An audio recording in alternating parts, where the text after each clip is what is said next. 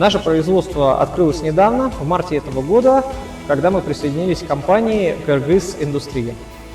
Уникальность нашего производства состоит в том, что мы наладили здесь полный цикл производства деталей корпусной мебели от распиловки до присадки, сверления отверстий.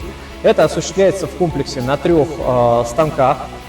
Это китайское оборудование компании Nansing выполняет полный цикл.